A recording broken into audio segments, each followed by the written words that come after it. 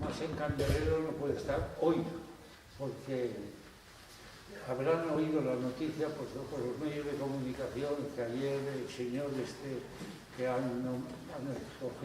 elegido como futuro presidente de los Estados Unidos, pues había dicho que el Tratado de Libre Comercio con los países del Pacífico que lo iba a romper. Y por lo tanto nosotros nos encontramos en una situación en que estos tratados internacionales de libre comercio o eso que se estaba también barajando aquí en Europa con reticencias y con eso, de eso ya nos hablará él, ¿no? Pero es algo que unos valoran como algo absolutamente necesario y otros no, pero se ve que la amenaza que hay en que dentro de poco nos va a dar una conferencia sobre este tema, porque esto no existe.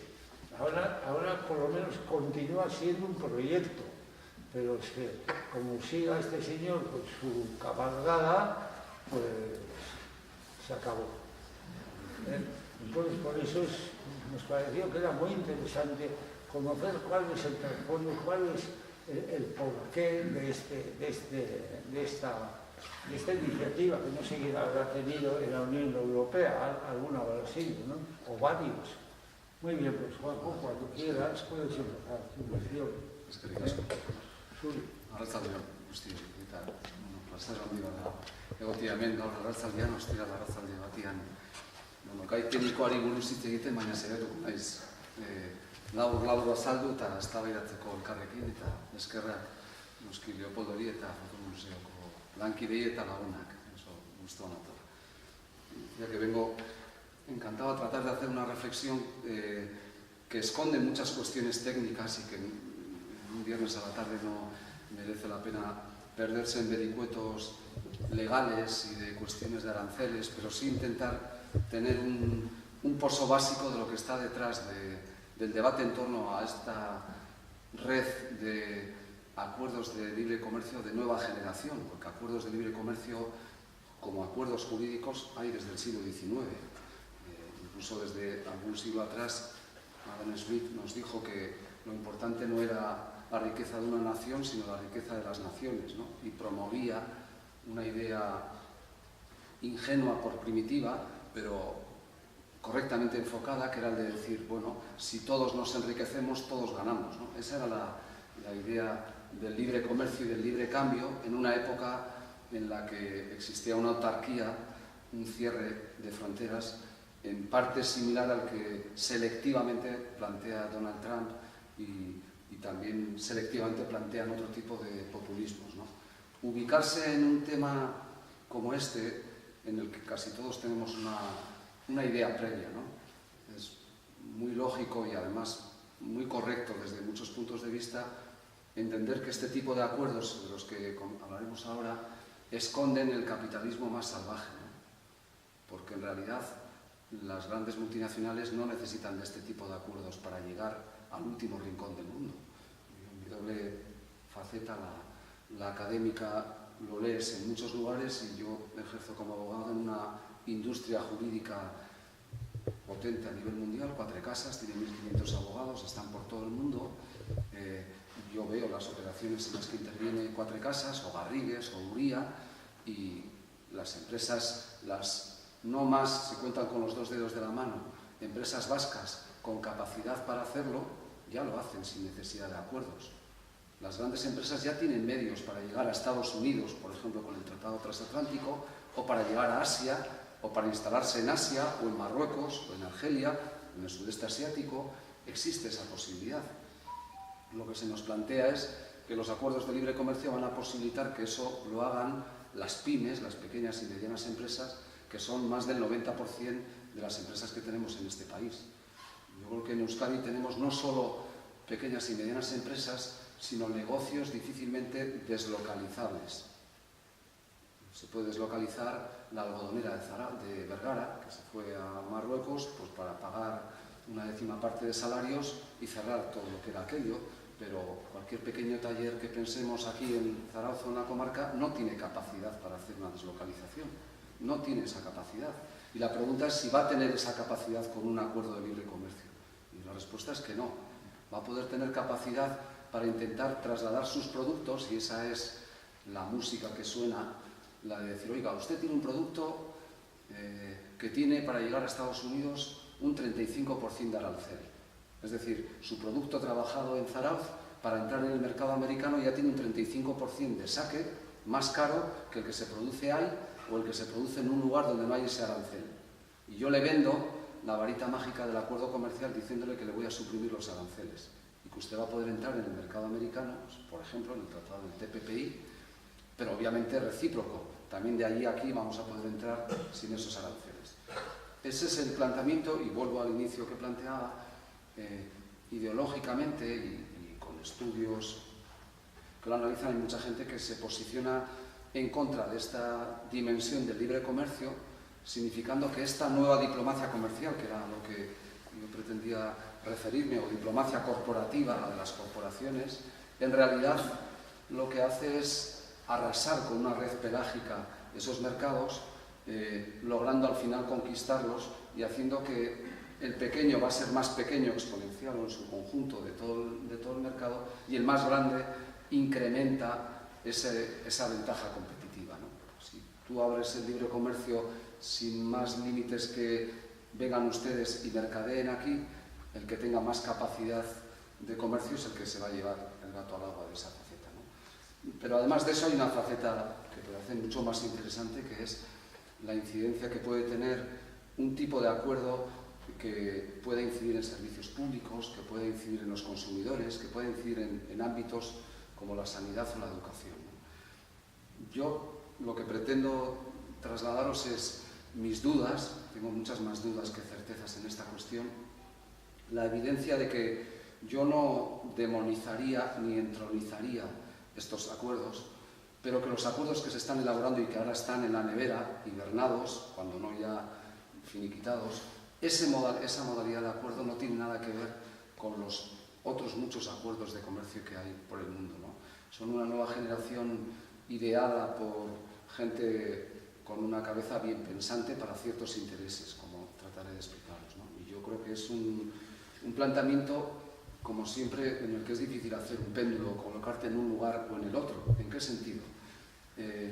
Yo creo que pensar que podemos vivir, como plantea Donald Trump para Estados Unidos, o como plantea los conservadores en el Reino Unido, con dosis de populismo, vamos, que te hunden del cemento que representa, pensar que uno u otro puede volver a ser un imperio, el imperio británico, o el gran Estados Unidos que emergió de la discontinuidad histórica de la guerra, reivindicar ese tipo de planteamiento en el siglo XXI, ni siquiera desde el Reino Unido, quinta potencia mundial, o desde Estados Unidos, segunda potencia mundial, porque comercialmente es China la que se lleva el gato al agua y la que es principal dueña de divisas americanas en este momento y que se está frotando las manos. Liu Xinjiang, el primer ministro chino, con lo que ha dicho esta semana Donald Trump, está feliz, porque lo que había tejido Obama con 12 estados, y evidentemente excluyendo a China, pero incorporando a Japón, a Taiwán, a Australia, Nueva Zelanda y los emergentes de Latinoamérica, era robarle la capacidad de influencia a China en el terreno de la diplomacia comercial. Y China contraatacó con la nueva ruta de la seda, que es un gran acuerdo comercial que plantea exactamente con los mismos, ¿no? Si Estados Unidos retira el acuerdo que tiene con estos 12 y lo que se plantea es negociar vis a vis, uno con cada estado, no es tonto, o sus asesores no lo son, porque lo que hace el planteamiento es: voy a tardar más tiempo, pero voy a salir más beneficiado, porque yo tengo bilateralmente más capacidad de imponerme con cada uno de esos estados, ¿no? Yo creo que la negociación comercial hoy día no se puede hacer bilateralmente y tampoco se puede hacer en el nivel de la Organización Mundial del Comercio. Meter a 200 países en un gallinero, con perdón, donde cada uno dice lo que quiere, acaba resultando, como está pasando en todas las rondas de negociación, un galimatías dialéctico y de normas que no acaba en nada, ¿no? Y a donde quiero volver a llegar para luego entrar un poquito más en onda, ¿no? Creo que es perfectamente posible defender que no es posible pensar que podemos mantener nuestro nivel de vida razonablemente admisible con las desigualdades que pueda haber, pensando en que podemos ser autoproductores y autoconsumidores, por supuesto no en Zarauz, ni en Guipúzcoa, ni en Euskadi, ni en el Estado español, ni en Europa, ni en Estados Unidos, ni en el Reino Unido. Es imposible que un mercado logre abastecer a la totalidad de servicios, de medios, de generación de riqueza autárquicamente, internamente. Eso está súper demostrado, y el último que ha hecho un estudio que yo os sugiero que lo leáis es Stiglitz, el premio Nobel de hace 3 años. Es un hombre que cultiva la economía política, como Samuelson, entiende que la economía no es una ciencia exacta, es una economía política, y que por lo tanto la gente utiliza la economía como si fuera de bata blanca y si fuera infalible, y es evidente que no, se orienta en un determinado sentido. Y él dice, miren, a mí ya me han dado suficientes pruebas de que en un camino, en el de la autarquía, nos empobrecemos todos y perdemos todos, y en el otro camino, el de lo que hoy pretendo comentar, este tipo de acuerdos comerciales que teóricamente pretenden universalizar la capacidad de todas las empresas de intervenir en el comercio mundial, están pensados e ideados para que los más poderosos ganen tamaño, sean más poderosos y generen una mayor desigualdad. Esa es la evidencia.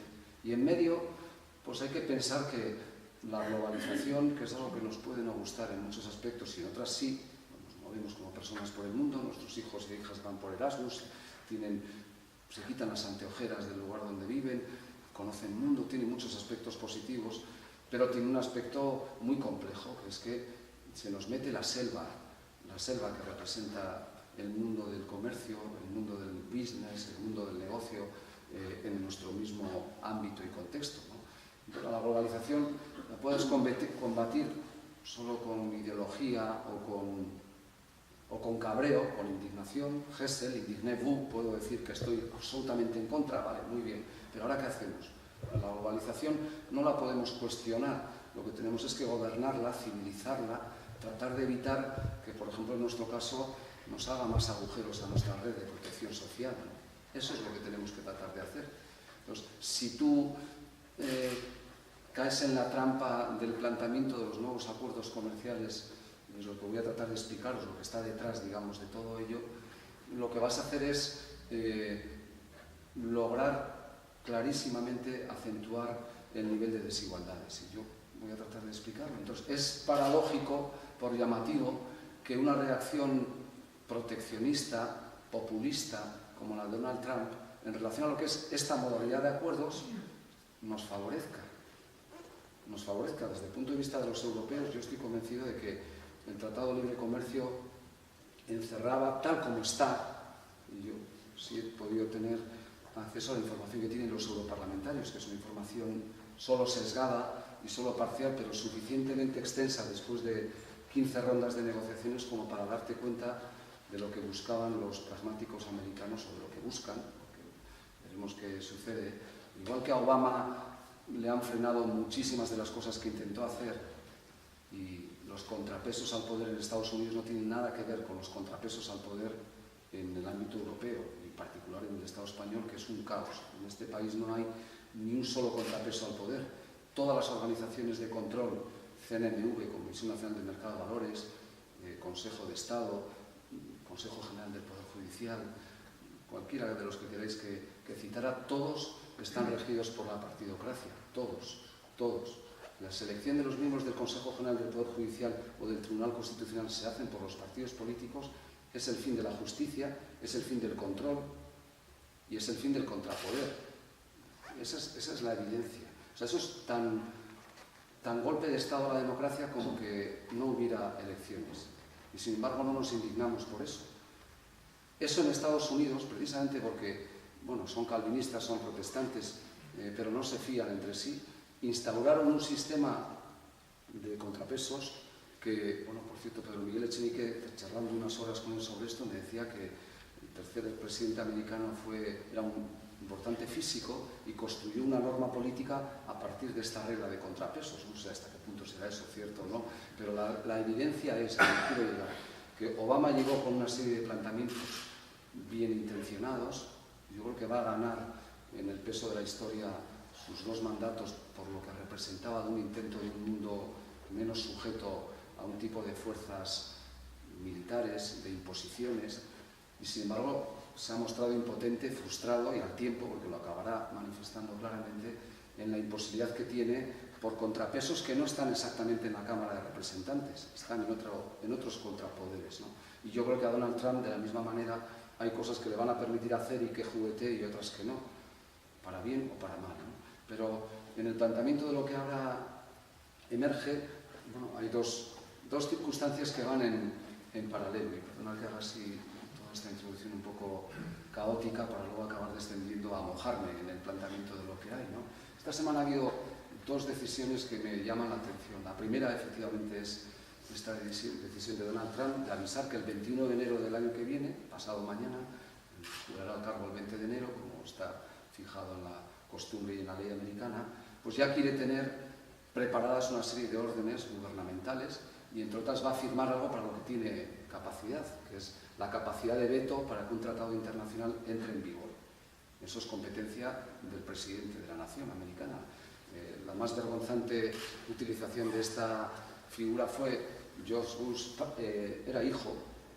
En ese caso, Estados Unidos había firmado un tratado en virtud del cual se extendía la capacidad de la Corte de Justicia de La Haya, la Corte Internacional de Justicia, que analiza crímenes de guerra, que analiza atentados de lesa humanidad, también a las tropas armadas en contiendas, haciendo ver que una contienda militar no permite ciertas cosas. Entonces, había la firma del tratado por parte de Clinton, el demócrata que había estado con anterioridad, y antes de ratificar el tratado de Estados Unidos, la primera decisión que adoptó la dinastía Bush fue retirar la firma, que no la ratificación. La firma es una firma protocolaria que no tiene vigencia jurídica. Cuando un tratado entra en vigor es cuando lo ratificas, cuando dices, esto lo llevo al Congreso, lo llevo adelante. Bueno, pues ahí hubo una retirada de la firma y esto es lo que acaba de anunciar Donald Trump respecto al primero de los tratados, de los que iban a seguir,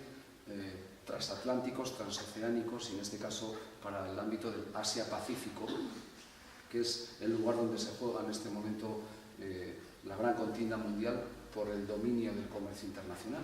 Pues, lo que los dirigentes en la sombra de Estados Unidos habían previsto era que la única manera de contrarrestar el creciente poder de la diplomacia china, que es brutal desde ese ámbito, hace de todo. El Ecuador está comprando tierras de una manera brutal desde ese punto de vista, está logrando comprar territorios, o sea, parece la época del lejano oeste desde esa dimensión, y en África está haciendo exactamente igual. Se lleva a presos chinos de una cárcel, evidentemente no les paga nada a esos presos que van allá, construye carreteras y a cambio se hace con propiedades. Ese es el mecanismo de la diplomacia china, no se anda con ningún tipo de tontería y lo hace bilateralmente, ¿no? En ese área de influencia Asia-Pacífico, que son pues, los fenicios del siglo XXI, los que dominan todo este terreno, Estados Unidos dijo, bueno, yo tengo que lograr generar una red en donde no excluya a China, pero tampoco le invite a participar. Y la única reacción de China, y ahí se vio que le había hecho daño, es que invitó prácticamente a los mismos 12 estados a participar en otro tratado con China. Y ninguno de los estados osó decirle que no a China también. Pero el tratado con Estados Unidos ya estaba cerrado. De hecho, hubo una firma protocolaria de las cláusulas del tratado para comenzar a entrar en vigor en el mes de febrero de 2017. Y de repente llega Donald Trump y dice, no lo quiero, y retira la firma. Y dice, no lo quiero, pero yo no quiero no tener relación con estos estados, me interesa mucho tener relación. Voy a hacer acuerdos bilaterales con cada uno de los estados. Es el mismo ejemplo que Theresa May en Londres, diciendo a la sociedad británica que irse de la Unión Europea, entre otras cosas, no plantea ningún problema, y pone un ejemplo en relación al libre comercio, ¿no? Dice, mire, nosotros vamos a recuperar la soberanía para decidir con otra nación soberana lo que tenemos que hacer. Vale.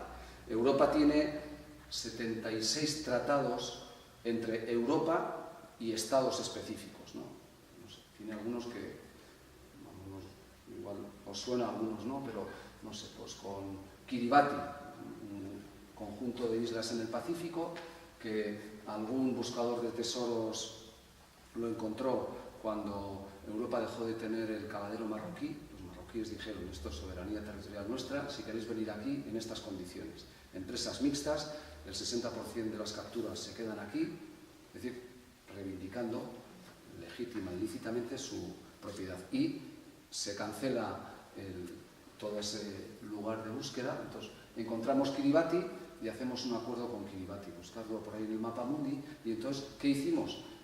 Dimos 40.000 visados a 40.000 kiribatíes, con esos no hay problema ni crisis de refugiados, a cambio de las cuotas de pesca. Hacemos un acuerdo pesquero por el que yo permito que los 40.000 kiribatíes se muevan por Europa libremente sin visado, a cambio de poder tener 5 años de pesca libre ahí. Un ejemplo de uno de los cerca de 75 acuerdos que tiene Europa. Acuerdos de los que, al margen de la visión ética que podamos tener cada uno de este hecho o de otros que son realidad, se benefician todos los estados de la Unión. Todos. Bueno, en nuestro caso, como son torpes hasta para eso, tampoco hemos tenido reflejo en la dimensión pesquera en relación a esa cuestión, pero en otros muchos terrenos sí. ¿Qué pasa si el Reino Unido se va de la Unión Europea? Que queda desligado de esos 70 y pico tratados bilaterales. ¿Qué tiene que hacer el Reino Unido? Empezar uno por uno. Si quiere reconquistar esos tratados con el papel del nuevo imperio británico del siglo XXI, tiene que empezar uno por uno negociando convenios bilaterales. Entonces, cuando tú negocias un convenio bilateral, no lo negocias Estado con Estado solo. Si tú ya tienes unos compromisos anteriores, no puedes asumir nuevos compromisos que vulneren el anterior. Pues el Reino Unido no hay tanto mercado para repartir. Y ninguno de esos estados va a decir que no al Reino Unido, pero ninguno le va a decir lo que quiere el Reino Unido, porque lo que el Reino Unido va a decir es quita a Europa y ponme a mí. Y no le va a decir ni un solo estado eso, porque sacan muchos beneficios, geoestratégicamente los que les interesan en cada momento, ¿no? Pero tienen un cierto parangón los dos populismos, uno aparentemente de más glamour dialéctico, el British, y otro más burdo desde el punto de vista de su mensaje, pero idéntica filosofía.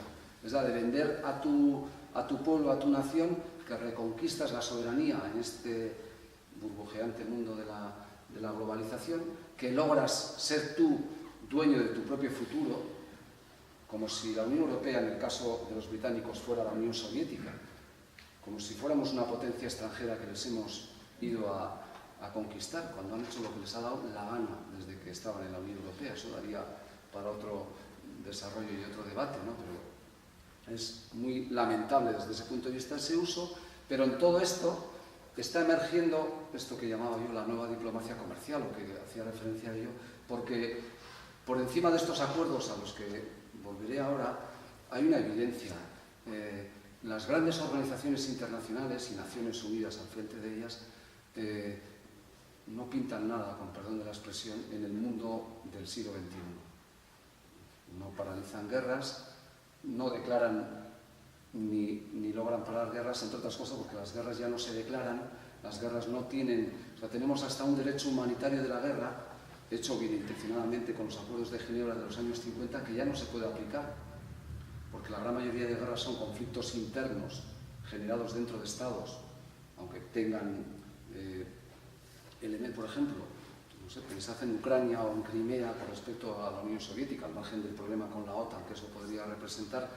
Eso no son conflictos que permitan la intervención del derecho humanitario internacional, porque se vende como un planteamiento interestatal, un problema de una mayoría rusófona en un lugar frente a una minoría ucraniana en ese lugar, y por lo tanto no hay capacidad de actuación para frenar el conflicto y tampoco hay capacidad para poder intervenir en los abusos que en ese conflicto se lleven adelante. Naciones Unidas, no solo en eso, en otras cuestiones, pues es un edificio desvencijado que hay que tratar de renovar, que nos va a ir muy mal, porque siempre criticamos a Estados Unidos en todo, y yo creo que eso también es fruto de, bueno, no sé, de viejas leyendas, ¿no? Pero, claro, tiene dos cosas, dos argumentos de razón. Donald Trump ha dicho, oiga, yo estoy harto de ser el que financia el 60% del coste de la OTAN en Europa.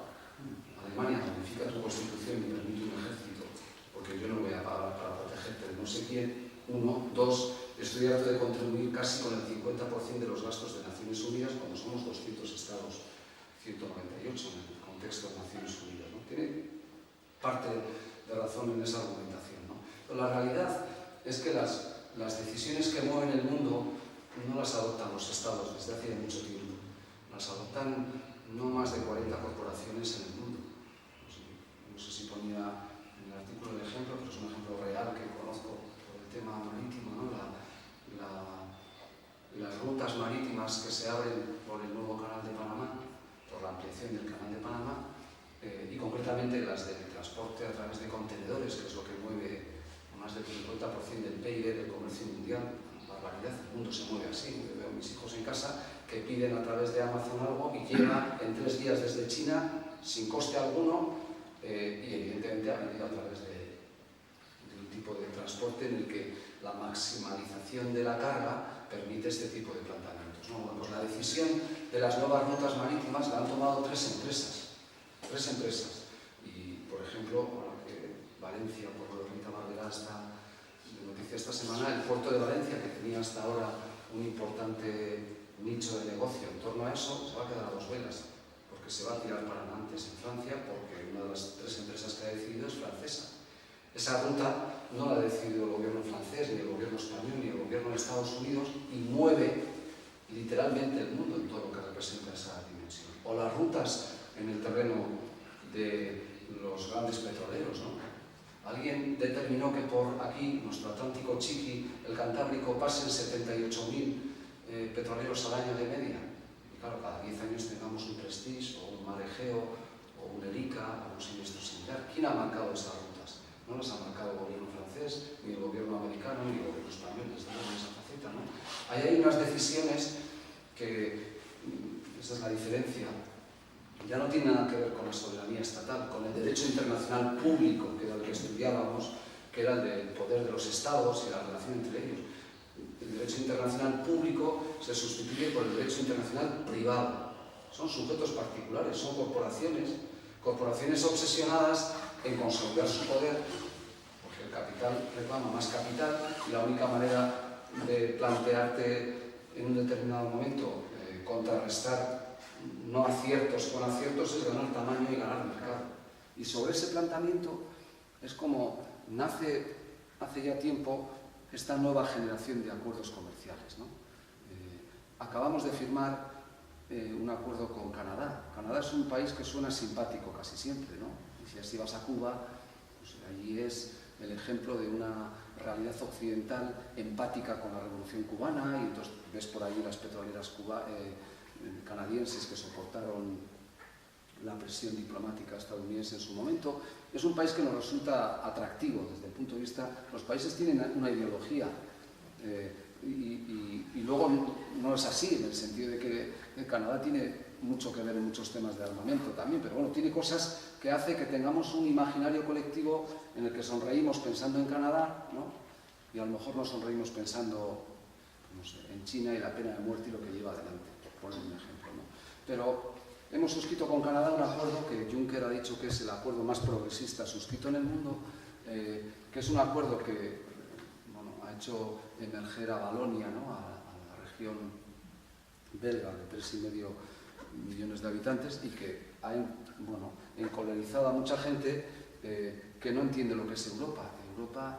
Europa somos los estados, y dentro de los estados los entes que tienen capacidad de tomar decisiones dentro de Europa, ¿no? Como a nosotros no se nos permite, el Estado tiene restringida la participación no solo de Euskadi, del resto de comunidades, excepto en las migajas, de 5 de 47 materias que son las que están distribuidas las negociaciones en Europa. Nosotros solo podemos hablar en 5 y con la tutela del ministro o ministra de turno al lado. En Bélgica no es así. Las regiones que integran Bélgica tienen capacidad de suscribir tratados internacionales, de vetar tratados internacionales que les pueda perjudicar, y ahora descubrimos la pólvora diciendo, oiga, pero ¿estos de qué van? 3,5 millones que imposibilitan un acuerdo que va a favorecer a 400 millones. Es que ese es un argumento tan populista como el de Donald Trump. No somos una Europa en la que estamos todos, no solo los estados, desde ese planteamiento, pero ¿a dónde quiero llegar? Habrá que preguntar por qué el Parlamento Europeo esta misma semana, el miércoles, en la sesión que tenía en Estrasburgo, ha rechazado que el Tribunal de Justicia de la Unión Europea, el Tribunal de Luxemburgo, se pronuncie sobre la adecuación de ese tratado al derecho europeo. Ese tratado, que es verdad que no pasa algunas líneas rojas que sí pasaba o pasa el proyecto de tratado transatlántico con Estados Unidos, el TPP, tiene algunas líneas, es verdad, que no traspasa, pero tiene otra serie de cuestiones que como mínimo suscita la duda de si supone cargarse 60 años de Unión Europea, que vamos a hacer en marzo del 2017, de protección de bueno, podemos pensar no toda la que hubiéramos querido, pero de protección de los consumidores, de protección del sistema social, de protección en el área de la sanidad. No sé, Europa marca hasta el nivel de cloro que tiene que caer de un grifo cuando abrimos el grifo en casa, ¿no? Hay un nivel, la diferencia entre un mundo y otro, la resumió un abogado perfectamente, un abogado americano además, diciendo, mire, ustedes los europeos legislan, hacen tratados, hacen leyes, pensando en un principio de prevención, de precaución, intentan anticiparse al problema y tratan de decir, oiga, pues vamos a tratar de evitar que haya en el área de sanidad animal otra crisis de las vacas locas y entonces vamos a adoptar una serie de medidas preventivas, precaución. Los americanos y los ingleses se guían por un sistema muy distinto al de prevención, el principio de reparación. Ah, mira, lo siento, te ha tocado el daño, te pago. Por poner un ejemplo, y cierro rápidamente el paréntesis, los notarios o los registradores nos parecen caros en general. Decimos, joder, qué sistema tan caro, ¿no? Bueno, yo prefiero este sistema en el que tengo la garantía de que si compro una casa, no hay una persona dentro a la que ya le han vendido la casa antes. O compro la casa y no me encuentro con que la casa tiene una hipoteca o un embargo que yo tengo que atender porque me he convertido en propietario y heredo las cargas por la compra. De eso se encarga el notario y el registro a través de un sistema que puede tener un coste, pero que nos garantiza a principio de prevención esto. El sistema inglés y el sistema americano con los notarios no es esto. Yo me limito a hacer de notario diciendo que ustedes dos están comprando y vendiéndose una casa. Ah, oiga, y si usted, que es la vendedora, se lo ha vendido a esta persona antes que a ella y está haciendo una venta fraudulenta porque lo está vendiendo a dos, principio de reparación. Usted se lo ha vendido a ella y a ti te ha estafado. Entonces, el notario te da un seguro. Mire, compre usted un seguro. En lugar de te da la escritura y te da un seguro. Dice, mire, si tiene bicho dentro, si tiene un problema dentro, ejercite el seguro. Y no va a perder el dinero que ha puesto al comprar la casa. Yo no quiero recuperar el dinero, quiero la casa. Este es el objetivo que tenía. Bueno, este sistema, si me seguís, es el mismo sistema que en los acuerdos internacionales se pretende adoptar. Los americanos dicen, oye, ¿qué problema hay en esterilizar la carne bueno, plantean antibióticos, plantean cloro, plantean diferentes modalidades? Oiga, no está acreditado que haya producido daños en la salud. Y si los hay, ya lo resolveremos. El ejemplo en Estados Unidos es los daños punitivos o daños ejemplarizantes. Hay películas de Hollywood con importantes actrices que han abordado este tema, recordando una de ellas especialmente interesante. Es cuando una industria, un ejemplo que estoy recordando, química, ha contaminado los suelos de toda una ciudad, que se ha filtrado freáticamente en la red de aguas y ha provocado pues, un veneno como el amianto que ha provocado muerte, lo que se hace es indemnizar millonariamente, pero multimillonariamente, esos son los daños punitivos, pues igual que a Starbucks, a la famosa cadena americana, le ocurrió que ideó las cafeteras que se las suministraban con algún error en el termostato y alguna clienta que bebió sufrió quemaduras en el esófago y cobró una multimillonaria indemnización. Entonces lo que dice es principio de reparación y dice al resto, aviso para navegantes, si el resto de cadenas no tomáis medidas, os va a ocurrir esto. Pero no se plantea un principio de prevención, un principio de anticiparte, de prospección. Entonces, en el pragmatismo americano de estos acuerdos, lo único que le preocupa es el negocio, el mercado, activar la capacidad de unas y otras de poderse mover, de poder generar permanentemente todo toda la actividad económica. Y eso puedes decir, bueno, si esto es la regla del mundo en que vivimos, bueno, relativamente, por lo que ahora trato de explicaros. Desde principios del siglo XX, o sea, ya llevamos mucho tiempo, se comenzó a gestar un sistema que luego tuvo una plasmación en el Convenio de Washington y que lo dirige el Banco Mundial y el Fondo Monetario Internacional, que son dos entidades a las que se demoniza ideológicamente en muchas ocasiones con plena lógica, ¿no? Pero idearon un sistema de acuerdos razonablemente correcto, lo que ahora trato de explicaros. Y lo que ahora vamos a hacer con la nueva generación es cargarnos todas las barreras de seguridad que este tipo de acuerdos tenían y permitir barra libre para el que tiene más fuerza se imponga. Trato de explicaros un modelo y otro y si me entendéis me haría por razonablemente satisfecho porque la diferencia es técnica pero es súper importante. Primera idea, el convenio de Washington es un convenio que primero ratifica un Estado porque quiere y si no quieres no lo ratificas, ¿no? No sé, Bolivia, Venezuela o Argentina ratificaron, por poner tres ejemplos, España también, lo han ratificado el 85% de los estados que están en Naciones Unidas, porque todos entienden, hasta China, que, firmar este convenio, y es a lo que quiero llegar, no significa que me va a venir un tropel de inversores abriendo la puerta a ver qué ocurre, sino que hay varias etapas de control. Yo firmo el convenio de Washington sobre protección de las inversiones. Bien, primera idea fundamental. Yo, que he firmado ese convenio, soy protagonista de abrir o cerrar la puerta a los estados y a las empresas, que es lo que hay que pensar, que quieren venir. Me explico.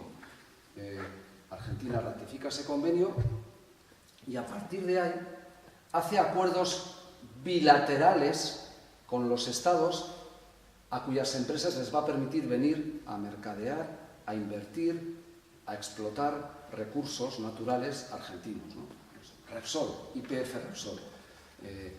Le hace un planteamiento a Cristina Kirchner, a Cristina Fernández, la anterior presidenta, y le dice, oiga, mire, aquí hemos descubierto una bolsa de petróleo importante, puede garantizar no el autoabastecimiento en Argentina, pero los pueden colocar a ustedes muy bien, podemos hacer la exploración con nuestros sistemas de ingeniería, podemos instalar los sistemas de explotación y de gestión. Llegamos a un acuerdo en virtud del cual usted nos permite hacer esa inversión, nosotros la hacemos y la explotamos durante 30 años para rentabilizar la inversión. ¿Le parece bien? Para llegar a este punto, Argentina ha tenido que ratificar el convenio de Washington, 1. 2. Firmar un APRI, que se llama en la terminología técnica, un acuerdo recíproco de protección de inversiones bilateral entre España y Argentina, que significa que las empresas españolas pueden ir a Argentina a trabajar en aquello que surja y las argentinas a España. Pero 3, y esto es lo más importante, en uno y en otro convenio se prevé que no cabe ninguna actuación sin firmar un contrato. Y el contrato lo coge la abogacía del Estado argentina y la cogen los abogados de Repsol. Se sientan y firman un contrato. Para llegar a explotar eso ha habido que superar 3 pasos. 2 convenios que firmas y un contrato específico de la actuación que vas a llevar adelante. Un contrato donde se prevé que tú me puedes expropiar, me puedes mandar a casa por donde he venido, pero si me expropias me tienes que pagar. Yo estoy dándote la tecnología y la masa crítica de ingeniería que parece que ustedes no tienen, entiéndamelo así, y entonces, y si no hagan ustedes, pero bueno, parece que ustedes no tienen y que quieren beneficiarse de esto, lo firmamos. Entonces, cuando Ecuador firmó con una importante empresa petrolífera permitir explotar un terreno que era un parque natural inmenso y luego emerge la idea de decir el Banco Mundial está generando esto, no, fue el primer mandatario ecuatoriano, que es un personaje también en muchos aspectos y que además ha complicado la vida a los ecuatorianos modificándoles la ley de nacionalidad y evitando que los hijos nacidos en Europa sean hijos que permitan que los emigrantes se queden con los papeles aquí. Es un personaje siniestro. Firma eso porque cobra dinero de esa explotación. Cobra él, no cobra el Estado. Pero ha firmado el primer mandatario, igual que firmó Cristina Kirchner a través de su ministro esto. Entonces, nos guste o no, puedes decir, no me gusta esto, esto es la reconquista en el siglo XXI. Ya, pero lo has firmado. Entonces, cuando, en el ejemplo que estoy poniendo, Cristina Kirchner dice, voy a complicar la vida y además voy a ir a hacerlo con mala leche, porque expropia a YPF, se convierte Argentina en dueña del 51% de esa empresa, se convierte en la que manda y decide que manda a los españoles por dónde han venido. Perfecto, lo puede hacer. Lo puede hacer, lo que pasa es que lo hizo discriminatoriamente porque expropió solo las acciones españolas cuando también había acciones belgas y francesas, ¿no? Bien, pero tiene todo el derecho a hacerlo. Y yo creo que ahí Rajoy entró a saco como si fuera un problema entre Argentina y España. Era un problema entre una empresa privada y un Estado. Es distinto. ¿Cuál es la gran cuestión clave de estos tratados, digamos, correctos, entendedme, en el sentido del comercio internacional? Porque a mí nadie me obliga, a Cristina Kirchner nadie le obligaba a firmar ese contrato. Si tú firmas y luego lo rompes, romper un contrato tiene un coste, que es la indemnización. Entonces, ¿qué ha ocurrido? Y eso luego ya no ha salido en los medios. Pues que YPF ha recuperado, multiplicado por 2, las inversiones que tenía, porque el arbitraje que se ha seguido en el Banco Mundial, con el contrato en la mano, ha dicho, usted firmó que si expropia corresponde pagar esto. Yo no le he puesto el cuchillo aquí para que firme ese contrato. Usted puede decidir que no lo firmaba. Entonces, este ejemplo, hay otros muchos, es un ejemplo que puedes criticar desde muchos puntos de vista, ¿de acuerdo? El problema para un gobernante, es muy fácil hablarlo así como lo estoy haciendo yo, es complicado en la práctica, ¿no? Pero Argentina decidió retirarse de este tipo de acuerdos, como lo hizo Bolivia o como lo hizo Venezuela. ¿Quién invierte en Venezuela, en Bolivia o en Argentina hoy día? No invierte nadie. ¿Cómo están esas sociedades en este momento? Entonces, el problema es lograr... Mira, los campeones en la negociación de ese tipo de contratos son argelinos y marroquíes, que están logrando repoblar, reindustrializar con mano de obra local, con empresas mixtas en las que ganan los dos, el inversor extranjero y el Estado. Son muy hábiles negociando, son especialmente hábiles desde ese punto de vista, ¿no? Pero ahí no hay una minoración de soberanía. Nadie me obliga, vale, yo, Bolivia, Evo Morales, como dijo, con 2 pelotas, dijo así, yo soy cocalero con 2 pelotas, yo me quito de en medio, vale, ¿cómo tiene a la sociedad en este momento boliviano? ¿Cómo lo tiene? ¿Cómo está Venezuela al margen de otros análisis? El problema, entendedme que no es político ideológico, es esto. Si yo tengo riquezas naturales, no sé explotarlas o no las puedo explotar, tendré que buscar un razonable equilibrio entre aquel que las sepa explotar y mi capacidad para reivindicar mi propiedad. Y tendré que ver cómo negocio ese contrato. La avidez de unos, la empresa privada que piensa en ganar dinero, y el interés público de otros. Esa es la manera de encontrar un punto de equilibrio, y ahí es donde salen todas las vergüenzas. En el Banco Mundial, Siemens ha sido condenado 3 veces ya por sobornar a funcionarios, el último en México, para ganar contrataciones públicas al acuerdo, en virtud de un acuerdo. Sale una empresa para gestar una depuradora de agua, que es ganar dinero a raudales, pero que el problema es tener la tecnología para hacer esa depuradora. Hay un concurso internacional, llegan los alemanes, ponen el cazo bien puesto y ganan. Se demuestra en el momento en que les expropia México que ha habido esta actuación incorrecta, voy a emplear un eufemismo, y lo que dice el convenio es, si se demuestra que en el origen del contrato ha habido una actuación contraria a derecho, no recibes la protección del convenio. ¿Y qué ha tenido que hacer Siemens? Volver a casa con el rabo entre las piernas y sin cobrar un solo peso, porque en el origen se ha demostrado que actuó de manera incorrecta. Esta modalidad de acuerdos, España tiene suscritos 79 acuerdos de esta naturaleza. Son acuerdos bilaterales, donde empresas de ese país pueden venir aquí y empresas de aquí pueden ir allá. Pero ese acuerdo, esta es la clave, no es barra libre para decir, ahora entre usted y salga cuando quiera. Está amparado en contratos bilaterales que hay que suscribir en relación a esas inversiones. ¿Qué hacen los acuerdos de nueva generación?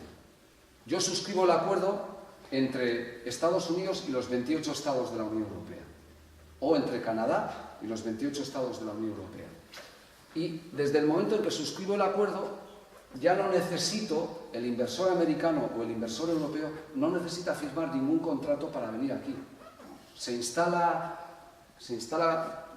no sé si lo seguirán haciendo después del Brexit, pero ahora todas las empresas multinacionales americanas se instalan o en el puerto de Dublín o en el propio Reino Unido, por un lado por la cultura, el idioma, esa vertiente, segundo porque tienen impuestos de sociedades de Chichinabo que pagan un 2 o un 3%, pero cuarto porque Irlanda y el Reino Unido, en su condición de paraíso fiscal que lo son, les dicen, mira, a mí déjame una pequeña cantidad de tus ganancias aquí y fíjate todo lo que tienes por delante.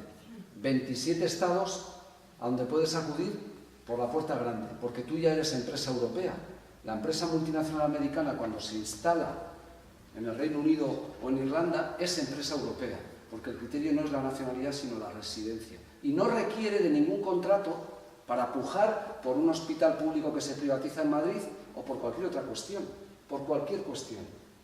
Mientras que las empresas europeas que fuéramos a Estados Unidos, en Estados Unidos no hay un mercado único. Hay 50, más uno si sumamos al Estado Libre Asociado de Puerto Rico, 50 estados con 50 mercados. Y a ti la licencia solo te la dan para un estado. Yo llego a Massachusetts, entro por Boston, que es lo más europeo, pero si me quiero ir a Washington o me quiero ir a Nueva York, tengo que pedir una nueva licencia. Entonces, tenemos dos sistemas absolutamente distintos en uno y en otro. El veneno, si puedo emplear esa expresión, de los acuerdos que se planteaban, son unos acuerdos que te permiten llegar y ser tratado desde ese momento como uno más.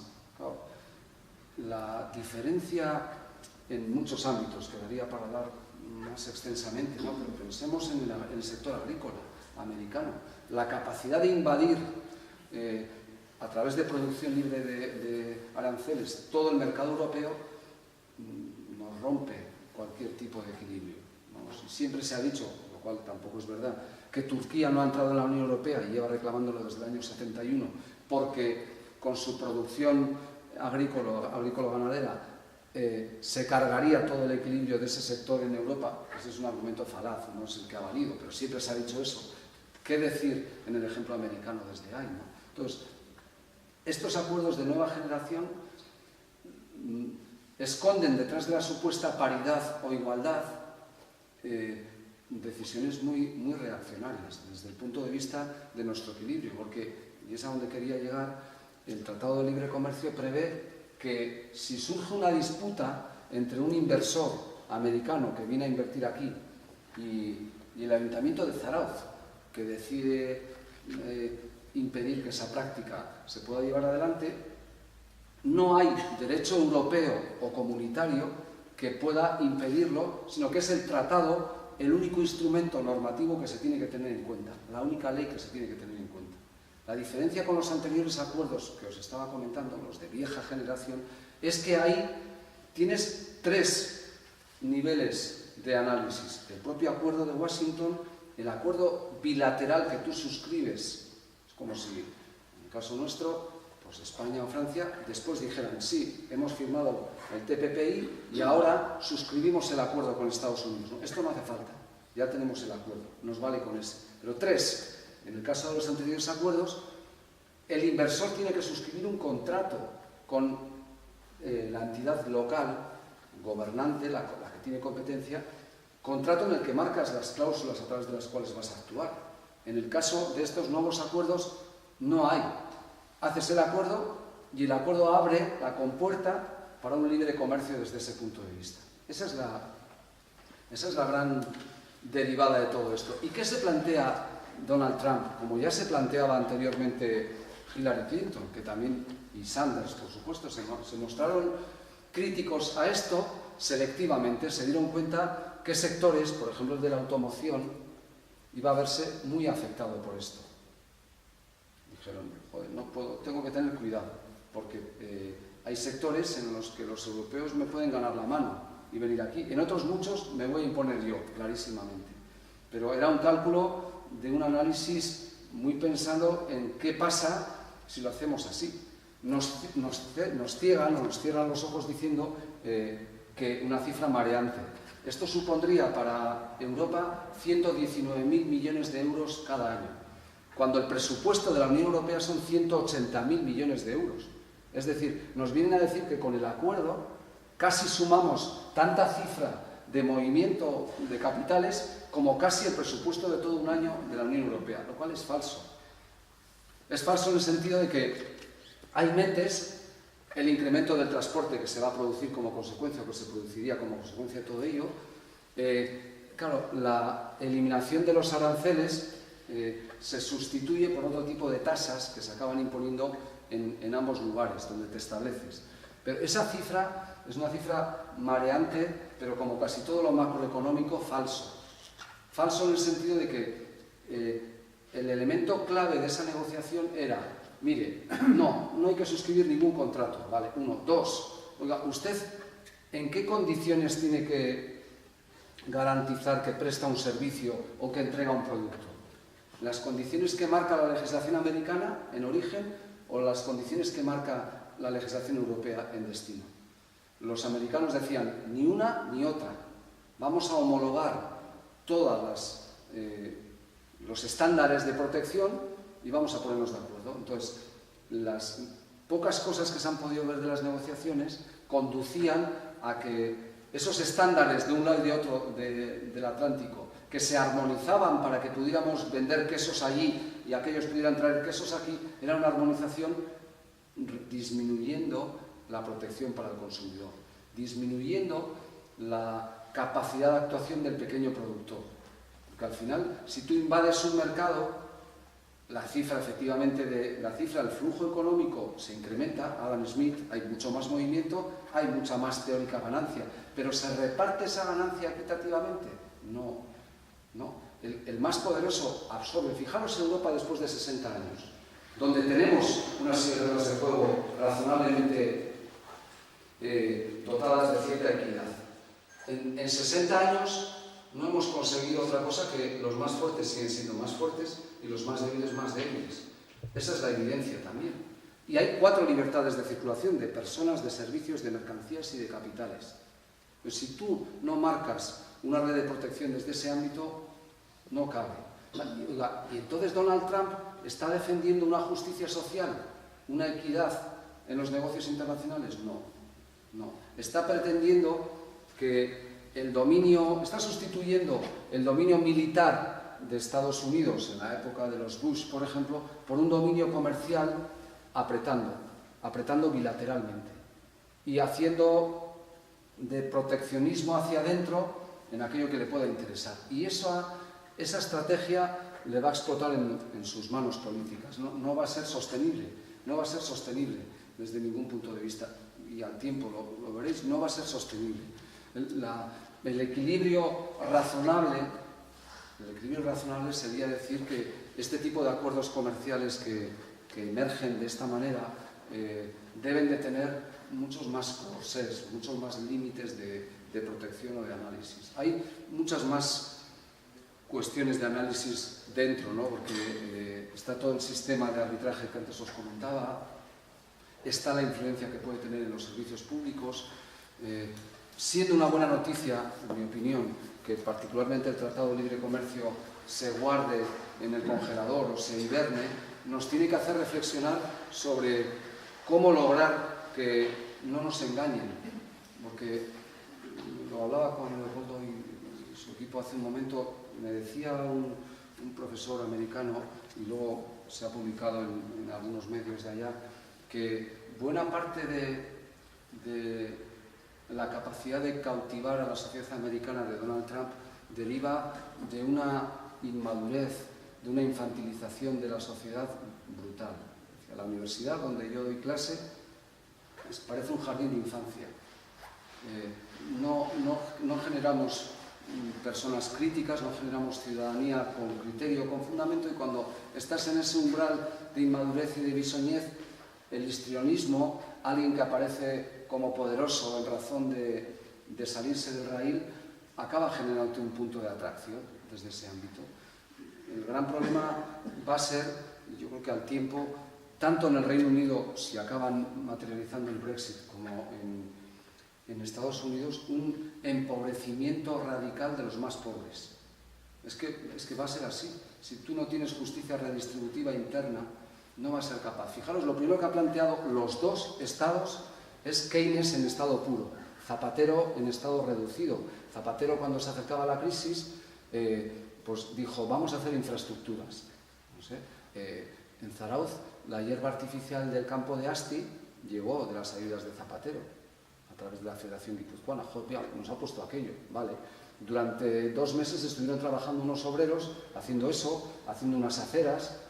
Me dices, bueno, por lo menos les tengo ocupado. Y nadie podemos estar en contra de eso, pero eso es pan para hoy y hambre para mañana.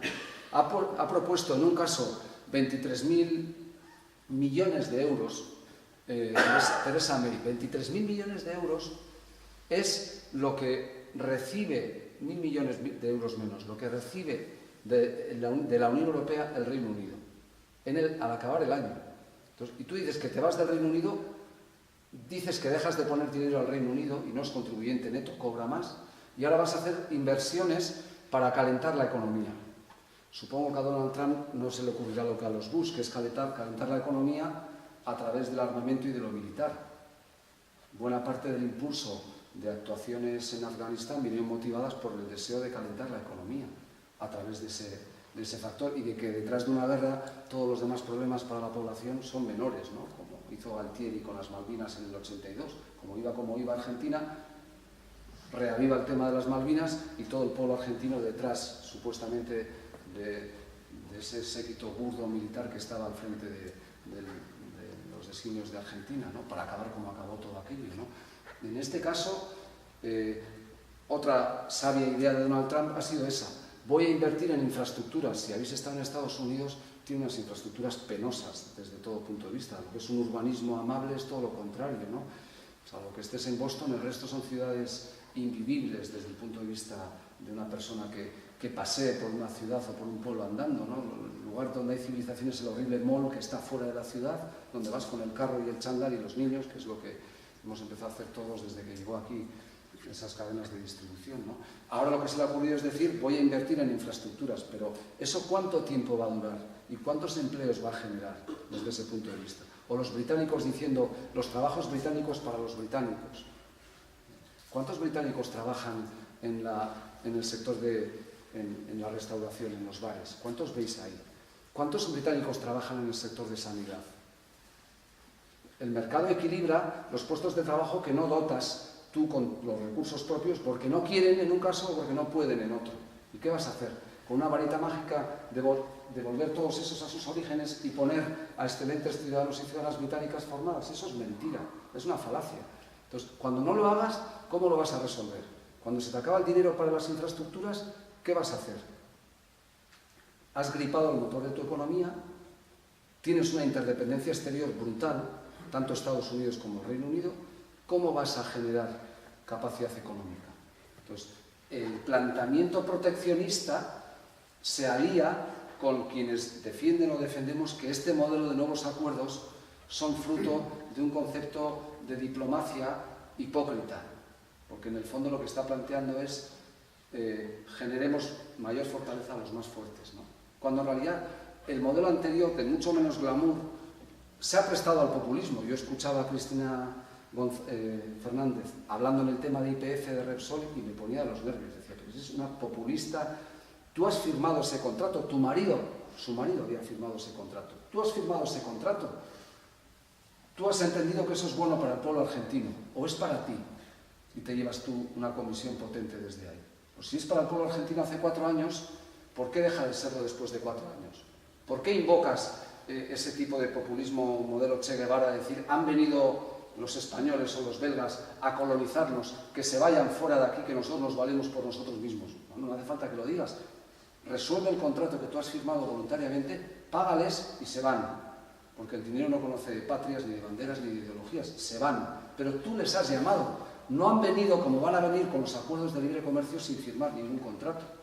Y donde sí que van a poder romper los pocos equilibrios que nos pueden quedar socialmente.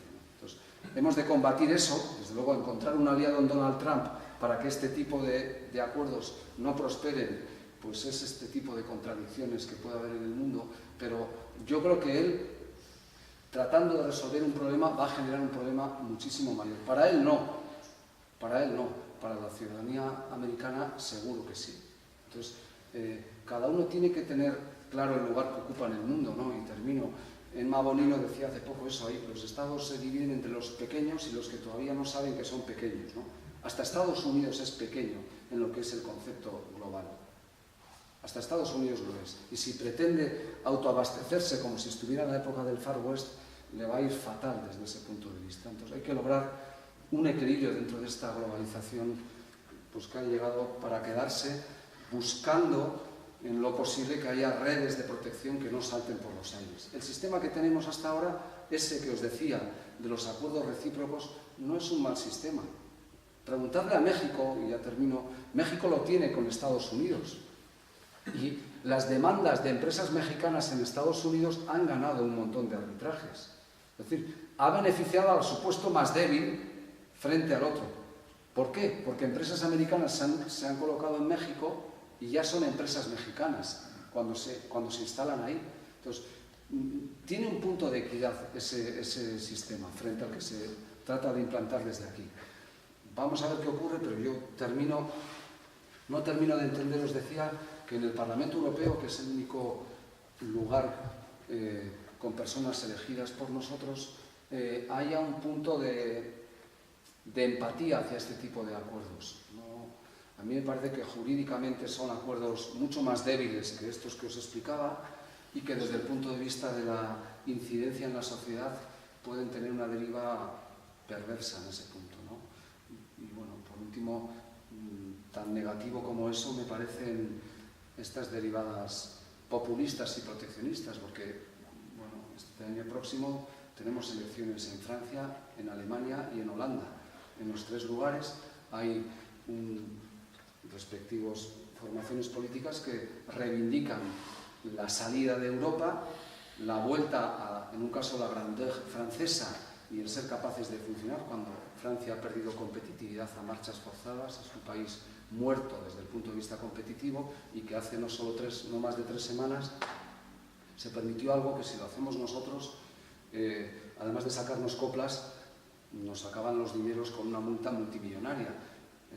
Nuestra empresa, se puede emplear el plural majestático CAF de Beasain, gana un macroconcurso potentísimo de muchos millones de euros, lo gana en buena lid frente a una empresa que era un consorcio franco-alemán, y François Hollande aparece en la televisión francesa en la puerta de la fábrica diciendo: este desaguisado ya lo voy a arreglar yo, no puede ser.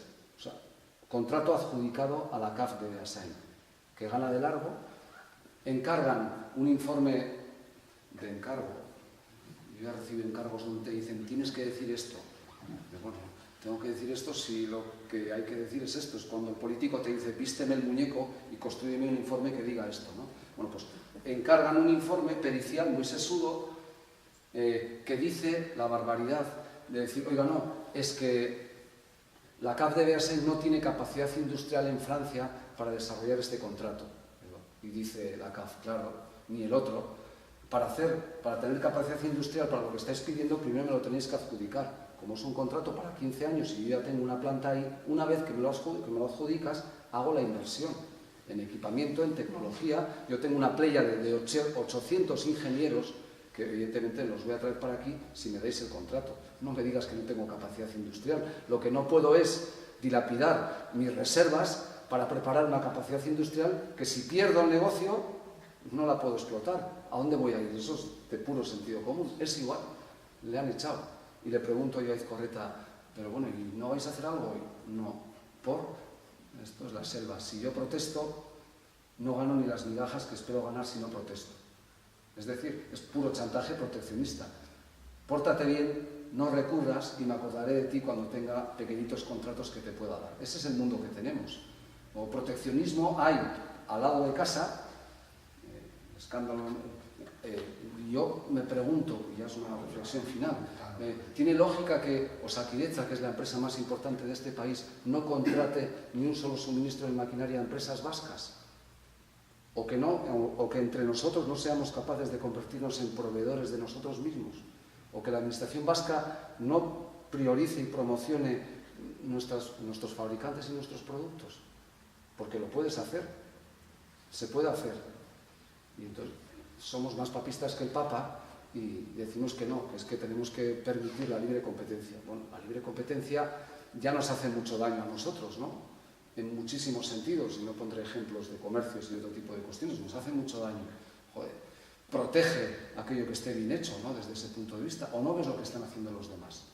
¿Cuántas multas se han puesto a Alemania desde el 2007 en que, por ejemplo, decidió hacer un plan Renove y con los coches, y todos los coches usados solo podían ser objeto de desguace con empresas alemanas, que provocó un movimiento muy potente en torno a todo eso? ¿Alguien ha reclamado algo, ha planteado algo? No. Tienen una capacidad de negociación de ese proteccionismo muy potente. Si eso pasa dentro de Europa, luego llega un Donald Trump allí a Estados Unidos, donde no tienen este tipo de controles, y dice: yo soy aquí el rey del mambo, voy a explicar a todos estos que no se preocupen, que yo me encargo de que aquí no entre ni un chino, ni un europeo, ni nadie. Y eso es mentira, que ese planteamiento se puede llevar adelante. Con el proteccionismo y la autarquía no vamos a ningún lugar, pero nosotros nos pasamos de frenada por un lado y otros se pasan en términos de populismo por otro, ¿no? Entonces, bueno, este era el mensaje que os quería lanzar. No sé si un poco caótico, pero desde luego aquí no hay certezas absolutas ni verdades absolutas.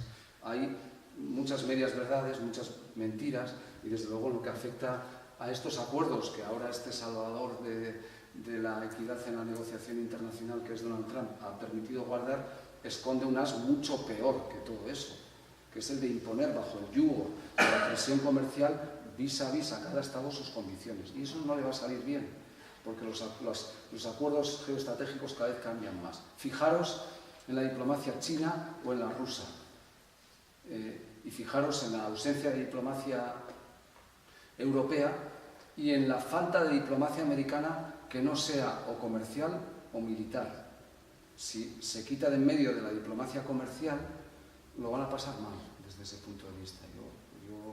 Ese es el resumen que quería haceros, y aunque es un poco tarde, si queréis, vamos, para vosotros, si queréis comentar cualquier cuestión, encantado. Pero el resumen es que aquí somos muy dados al maniqueísmo, ¿no? Los buenos y los malos, y entonces hay que relativizar un poco todo lo que representa y por lo menos tener conciencia de lo que nos podría llegar en un caso o en otro en ese supuesto.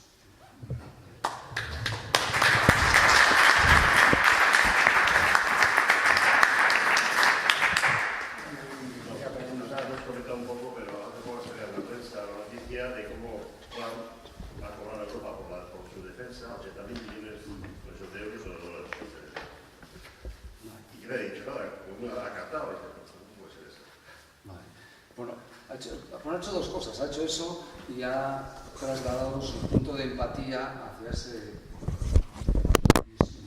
misógino y prepotente exmiembro de la KGB que es Putin, ¿no? Que está empobreciendo a su país a manos de su reinado como zar. Va a haber una Rusia mucho más débil desde todo punto de vista, y al tiempo, porque ahí va a haber un problema serio. De momento se está preocupando de que cada vez que muere alguno de los venerables miembros de castas en las ex repúblicas soviéticas, cargarse cualquier posibilidad de separación del mundo rusófono desde ese ámbito, ¿no? Pero ha hecho primero un guiño hacia ahí y un segundo diciendo: oiga, fijaros, lo que habría a reconocer es que la ampliación de Europa de 15 a 25 estados, con Polonia, con Hungría, con la República Checa, con Eslovaquia, con Estonia, Letonia, Lituania, Malta, Chipre, Bulgaria, Rumanía, Croacia, fue una otanización de Europa. Fue una otanización de Europa. Fue decir, vamos a colocar las fronteras de Europa lo más cercanas a Rusia y las vamos a hacer de golpe y se van a enterar.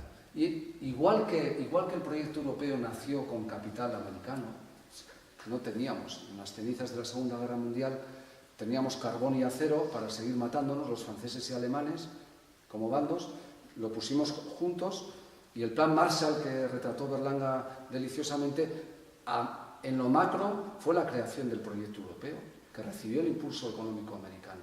De la misma manera, la OTAN es un caballo de Troya americano dentro de Europa para entender que el famoso telón de acero se mantenga desde ahí. Y ahora dice Donald Trump, mira, que les den esos 80.000 millones de dólares, o sea que bueno, sería un poquito menos en términos de ahí, pero es una barbaridad, que pongo cada año en torno a eso. Y ahí se incluye desde formación de militares, etc. El día que hubo el golpe de Estado de Turquía, yo estaba cenando aquí en Zarauz con Antonio Vitorino, excomisario de Justicia en el Arguiñano, y salió la noticia.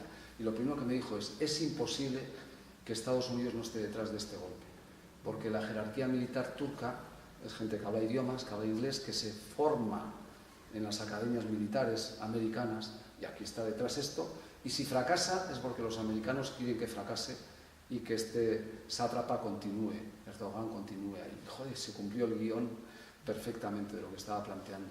¿Qué dice Donald Trump? Mira, a mí esto de los equilibrios de geopolítica mundial, Europa me queda muy lejos, es de los americanos que le dices sitúa a un país y eso cuando poníamos dos cables y se encendía la luz y acertabas en los juegos del Olencero, pues no daría ni una o daría la que dé de casualidad. Ha dicho, me sobra ese dinero.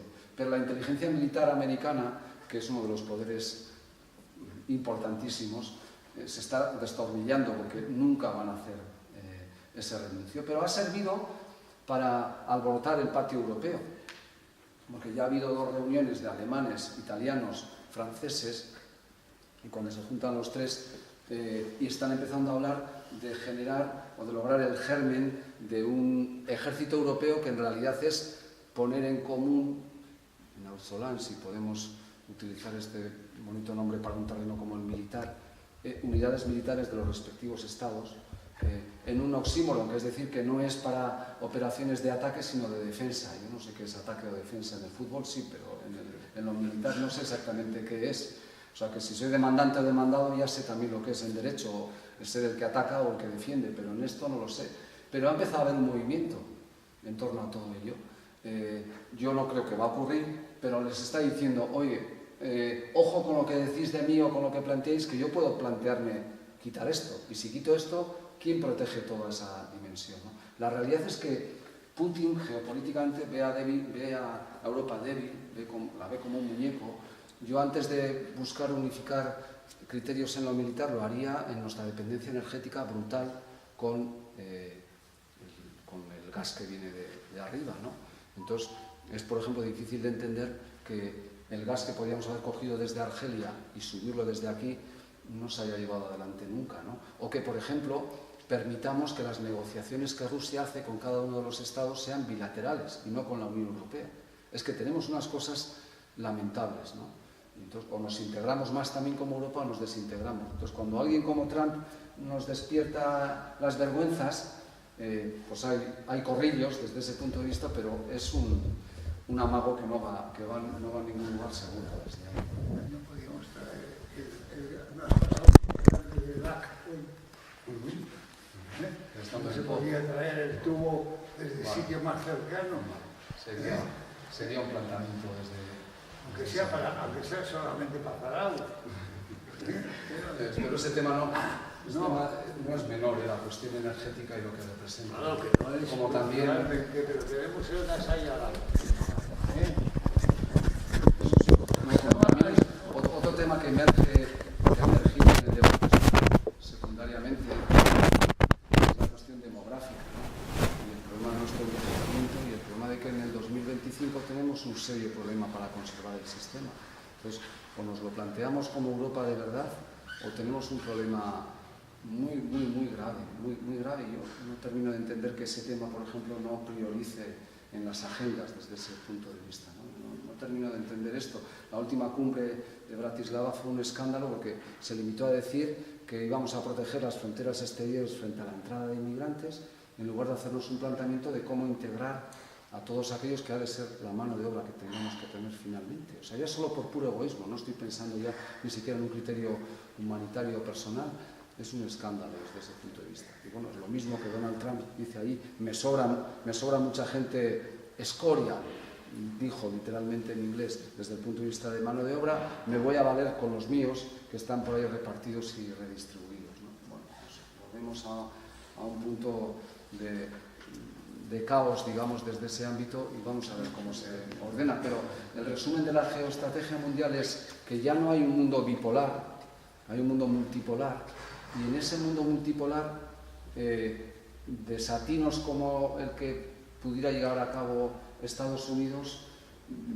conduce a una primacía del mundo fenicio, el mundo del sudeste asiático, muy potente, ¿no? Y claro, yo pienso que por muy mal que tengamos aquí las cosas, un crecimiento de casi el 5% de medio de China cada año en el PIB, a costa del autoritarismo, de la falta de libertades, de las barbaridades que se acometen desde allí, del brutal nivel de desigualdades que en la sociedad china emerge cada día más, yo no quiero ese mundo. Y no digo poner otra vez la empalizada, digo civilizarlo.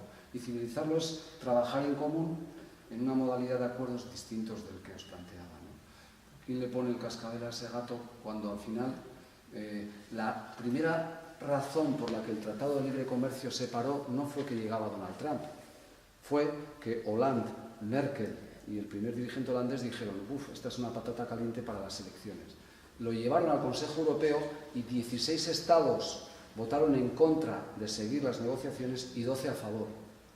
Entre los 12 a favor estaba España, que ni se han parado a mirar qué puede implicar que el tratado entrara en vigor, pero no, tiramos para adelante, ¿no? O sea, no fue Donald Trump el que ha parado el tratado, han sido decisiones de los gobernantes pensando en que decir sí a ese tratado nos pone nerviosos a la ciudadanía.